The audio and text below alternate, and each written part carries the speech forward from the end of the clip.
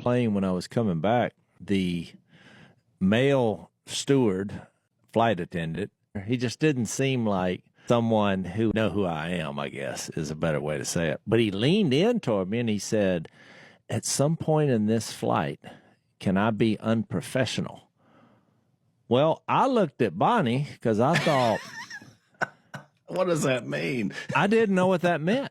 So I said, well, I'm not sure I understood you. And he said, at some point in this flight, can I be unprofessional?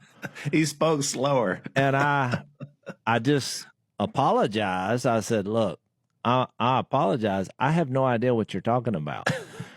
And he looked at Bonnie and he said, do you know what I'm talking about? And she said, no, I really don't. And he's like, well, I would like to do something with you because I know who you are. And she then said, oh, well, I'll schedule it. She's my assistant. I thought that was the funniest line of the whole conversation. Then once we got up to cruising altitude, she said, okay, here's the plan. I'm going to go to the bathroom, and that way he can sit here and take a selfie. And I thought, oh, that's the schedule? And she's like, yeah. And I was like, well, great. So she did. So here's where the reason I'm telling you this story. When he sat down, he just burst into tears. And I mean, broken, as in everyone was noticing it. And I was like, what's wrong? And so he started talking about my dad. He started talking about Charlie Kirk. He started talking about his life. Wow. And we had a really good Jesus conversation for 5 minutes. Then we took the selfie. And I just thought that captured kind of the way people felt in this moment. I mean, he's obviously a believer in God and had this conversation, but, you know, we just needed it. So then when Bonnie came back, she's like, well, I looked at him to say, how'd it go? And she said, he was a mess. I said, oh, you have no idea. But I said, you know, I think it was a God thing. And I think even the people who saw that thought it was a beautiful thing. And I wanted to share that because I think this is why the kingdom of God is the greatest kingdom on earth. Now, when I walked out of the house this morning to do podcast, Missy, she said, don't throw me under the bus. Because now this is a happy ending. This all started at this check-in at the airport. I have all my treasure hunting stuff, but which it's a lot of stuff. You know, my little side pouch bag and my pen pointer, and I got batteries. I got my golf clubs. I've got clothes for a week. I have, you know, my other bag with my Bible and all this stuff. Well, when I put my golf bag up there, it weighed 44 pounds. This is everything I got. And I thought, that's pretty good. I was shocked. Yeah. Well, Missy, who's not going to Philadelphia with me, she just has a suitcase. Well, when I reached and grabbed it, a pain. When I made that one little move, my back felt like somebody shot me right in the forward back with a .22.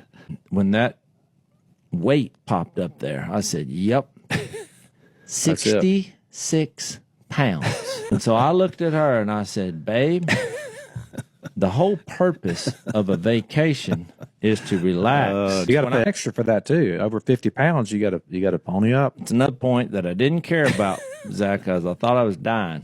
But when we get to our little home, she's like, "Will you help me get my bag out?" And I went, "No, I'm not able." So Reed was there. Reed was like, "Good grief, what do you got in there?" I was like, "It's 66 pounds." I was like, "I want to see what's in this bag.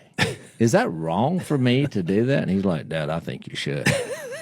Well, when Reed opened the bag, you know what the first thing that popped out to me was?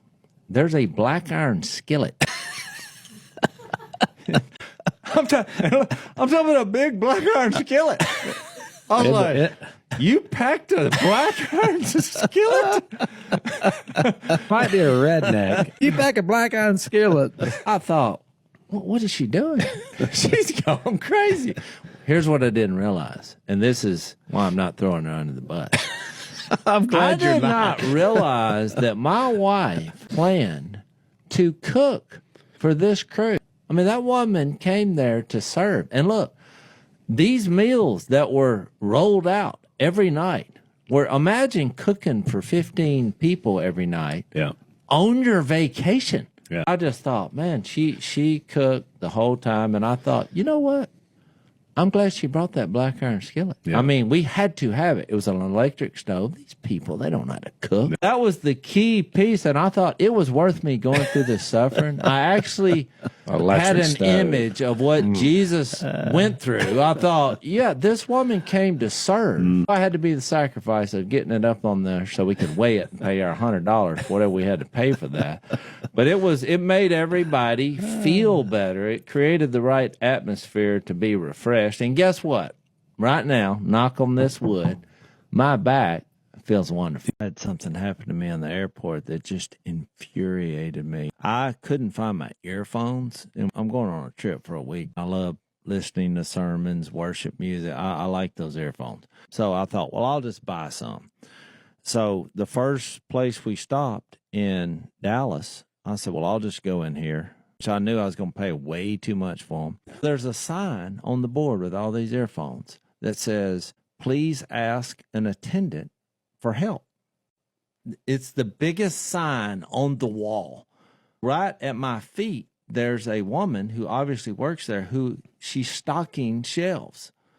I see a stack of these earphones. She's putting them up. I said, ma'am, can you help me?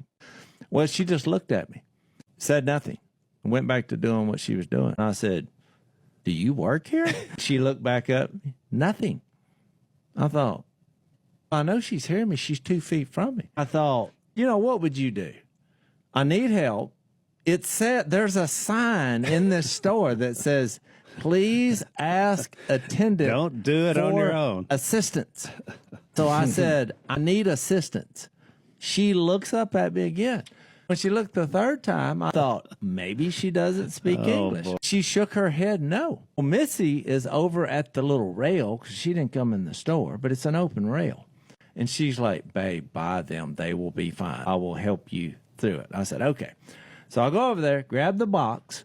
When I grab the box, the same woman, she hasn't moved. She looks up at me, and she moves to the checkout. I handed her the box. Wasn't a problem. She scanned it. I look at the one language everybody understands. She doesn't say a word.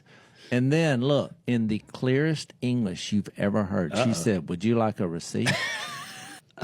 Well, I looked over at Missy. She faked the no English. And I said, is that the only English phrase you know? She said, no, I speak perfect English. I said, well, what happened over there a while ago? I just couldn't help it. I couldn't let it go. I said, that sign said, ask attendant. That's the only reason I asked you. She said, would you like a receipt? There's a no return policy. She threw that in there. Then I said, why would I need a receipt? She said, that's actually a valid point. I said, well, I don't think I want the receipt. So in that moment, I was so infuriated that I thought, what? Jesus was about conversations. And I said, have you ever read the story of the Tower of Babel? She said, I have no idea what that means. I said, it's strange. It's how we got the different languages. I said, but fortunately, the creator of the universe came to this earth to let us speak one language that we could understand. She just had the strangest look. I said, check it out. It's in the Bible.